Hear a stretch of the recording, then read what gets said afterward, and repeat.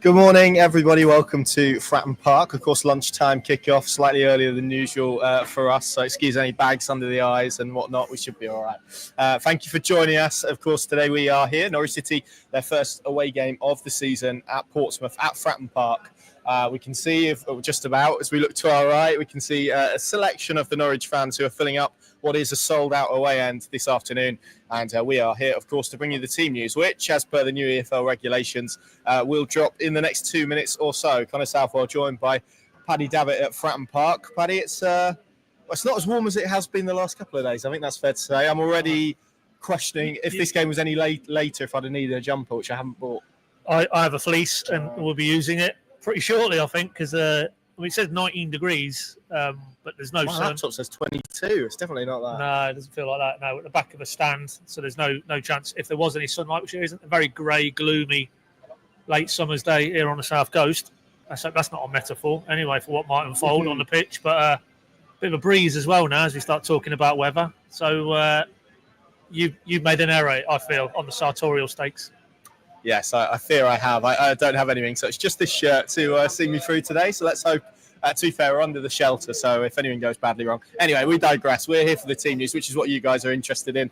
1 minute or so until that is announced. We've seen the Norwich City players, or some of them, surveying the pitch as they do before games. We've seen the likes of Matthias Kvistgaarden, Jeffrey Schlupp, Daniel Grimshaw, Louis Molden, Liam Gibbs, Jacob Wright. So Josh Sargent is definitely here. Saw him walking around the pitch. So didn't look to be any noticeable absentees, but we'll see when that team news drops in a moment. Although I haven't seen Vladan Kovacevic as of yet, but who knows? All players are different. Maybe he decided to stay in the changing room and read the programme. We'll find out in a minute or so. But Paddy, with the knowledge that I may well interject you, what are you expecting from a team news perspective from Norwich City today? Well, as you say, we haven't seen Big Vlad.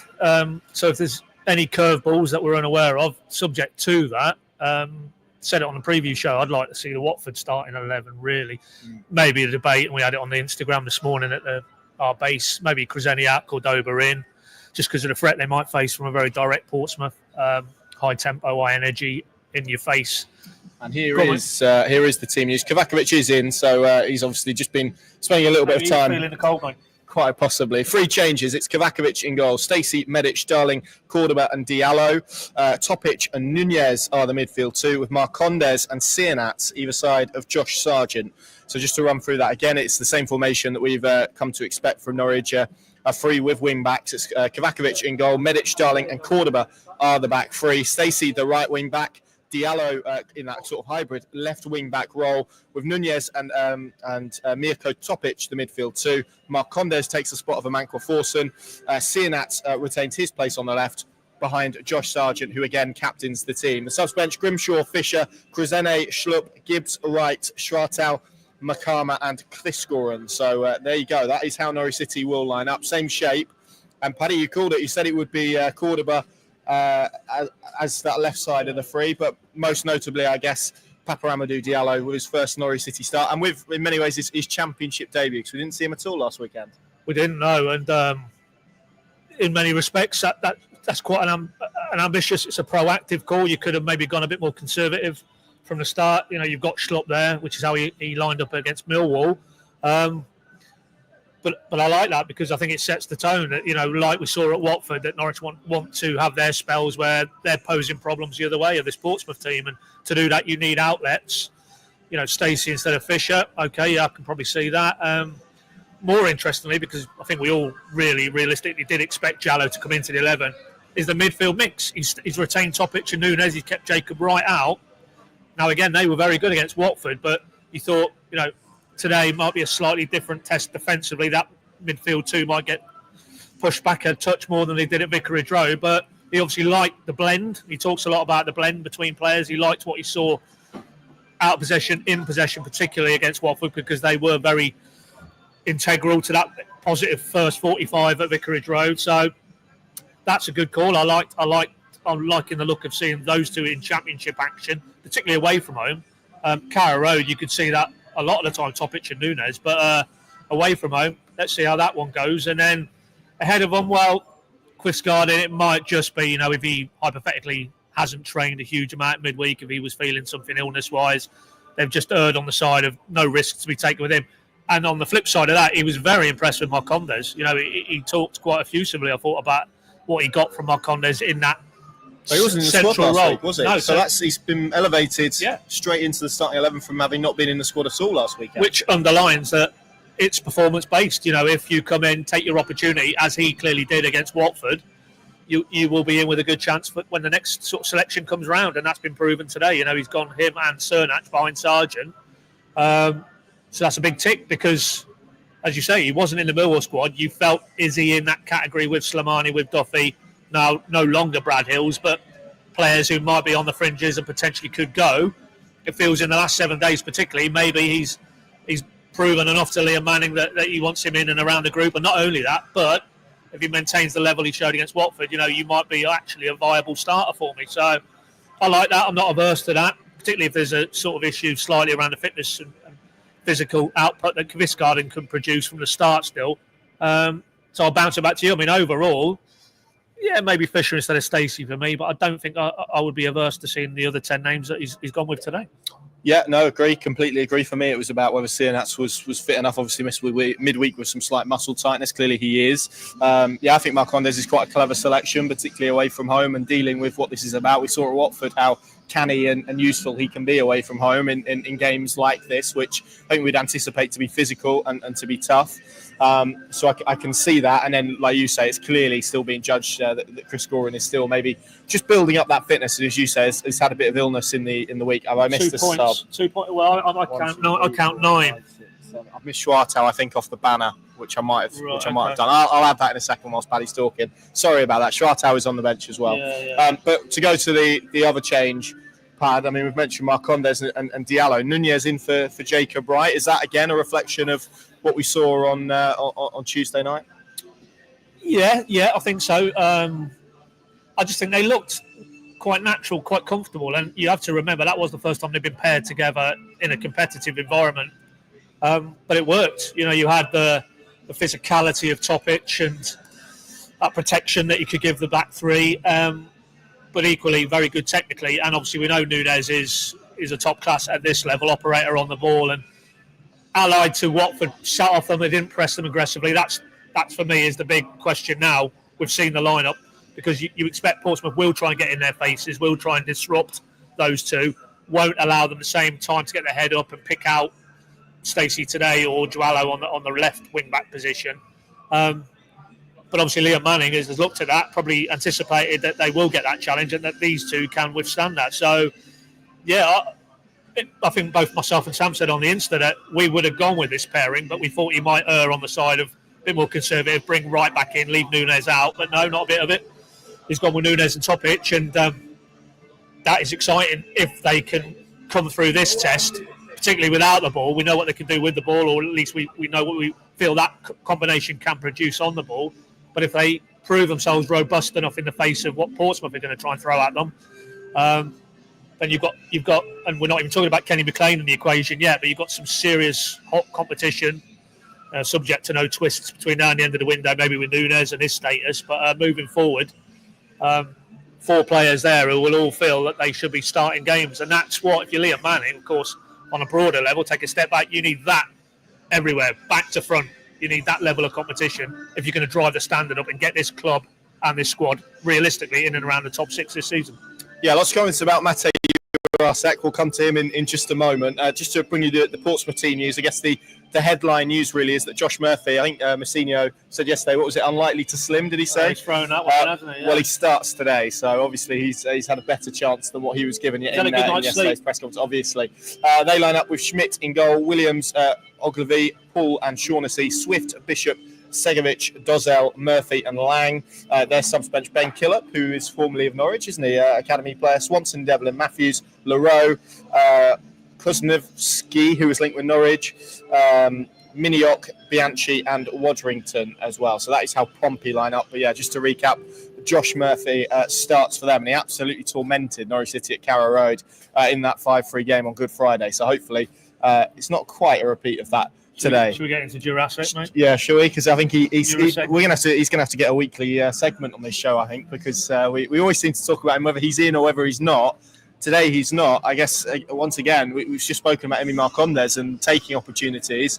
probably feels like he's still in a place where he's kind of building up fitness and certainly isn't maybe frontline enough to be considered in a matchday squad in the Championship, which, as you can see for the comments, for a player they spent a considerable amount of money on.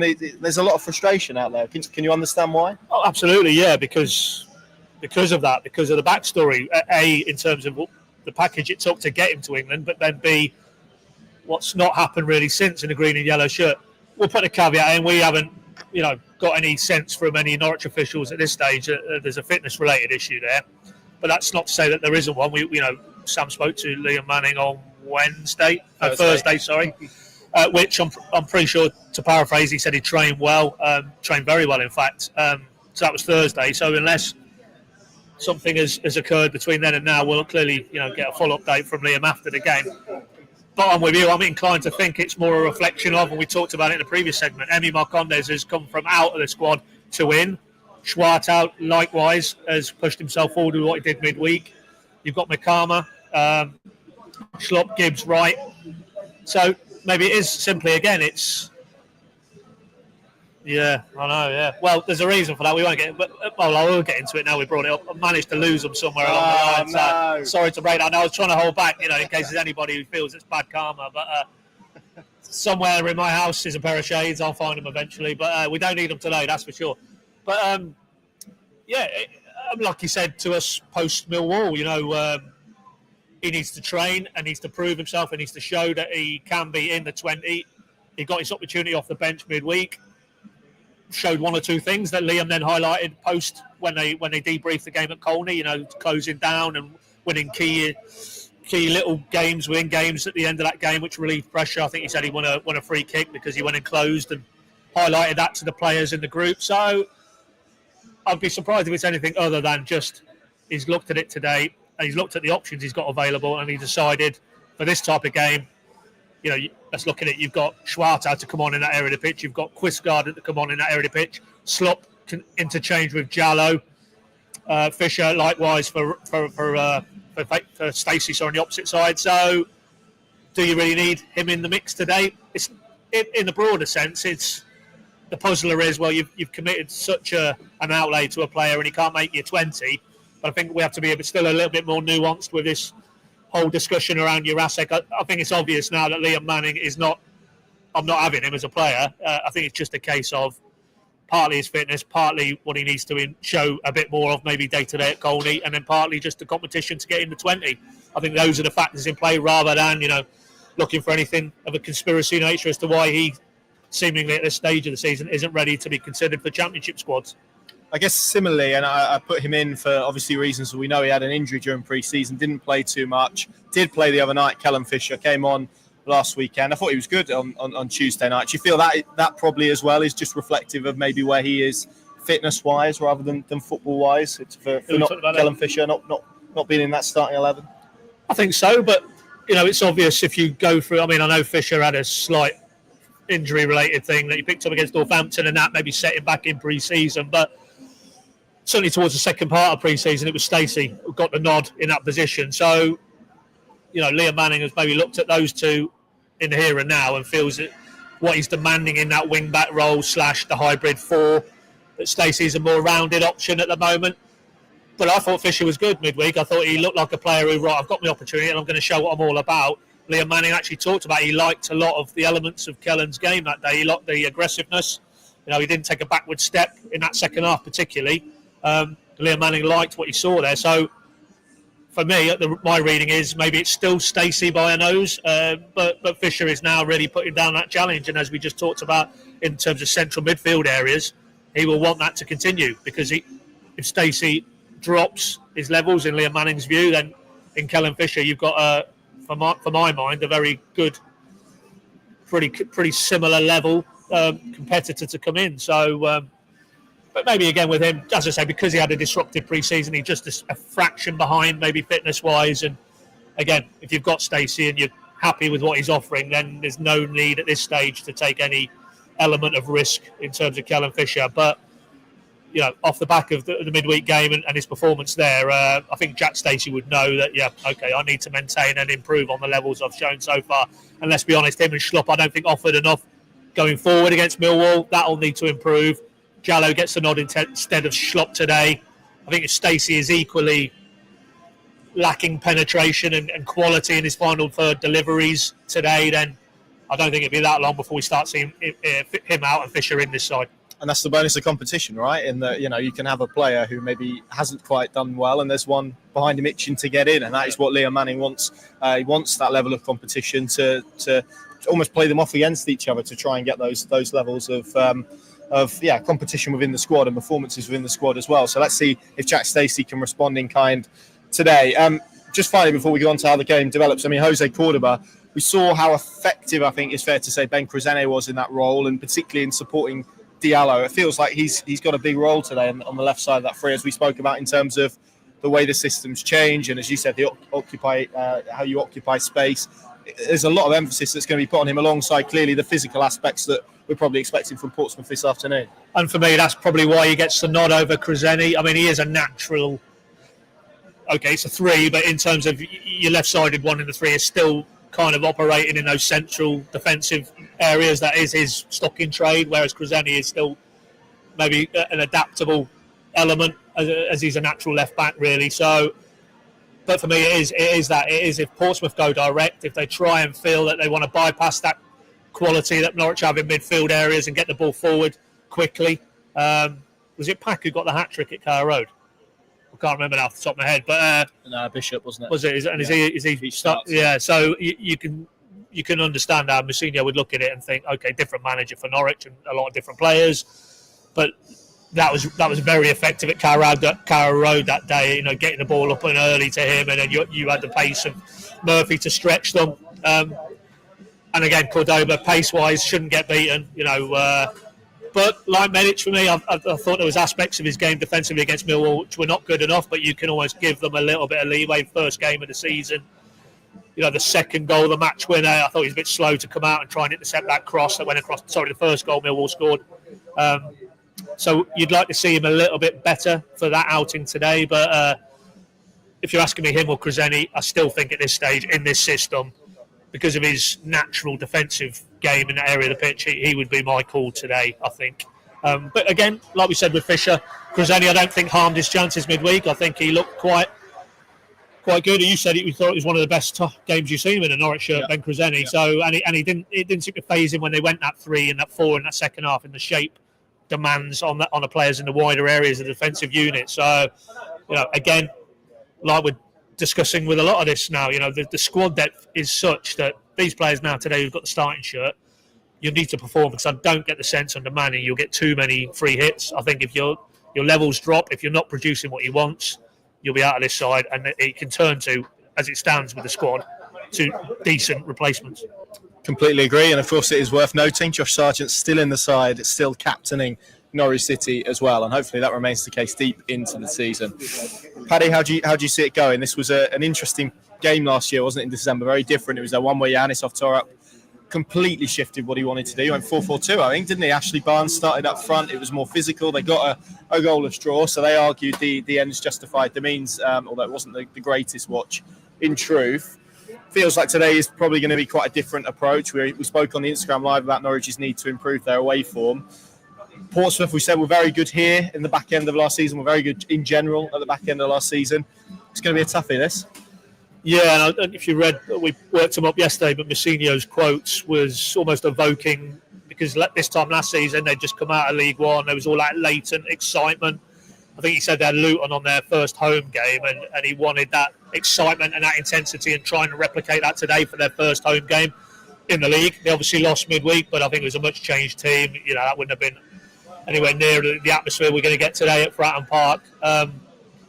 So in that context, if you're a Norwich player or anything to do with Norwich, that it's going to be one of those, the reverse of maybe what Alex Neil talked about, last Saturday, where he felt that the Norwich crowd, he talked about an electric atmosphere and how difficult his players found that coming out of a pre-season, which by definition is a much lower level of intensity in terms of on and off the pitch. And that's maybe contributed to Norwich starting on the front foot. So you've got to expect Portsmouth will look to try and start on the front foot and try and set the tone. Norwich have to maybe withstand that, maybe weather a little bit of that. And then, as we touched on the live earlier today, now I've seen that lineup, Nunes and Topic, if they can get the upper hand in the middle of the park, if Jallo carries on where he left off, if Stacey can offer a bit more of a consistent quality threat in the final third, and then in and around Sargent you can get much closer than he had against Millwall, support from Cernach and Marcondes.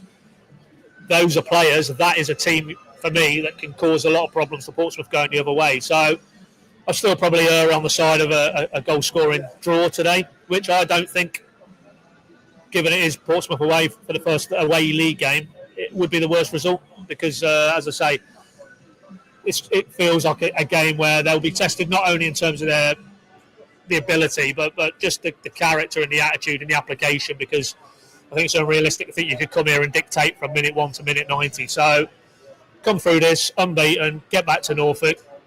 That would constitute a good response to me from the opening defeat against Millwall. You, Connor?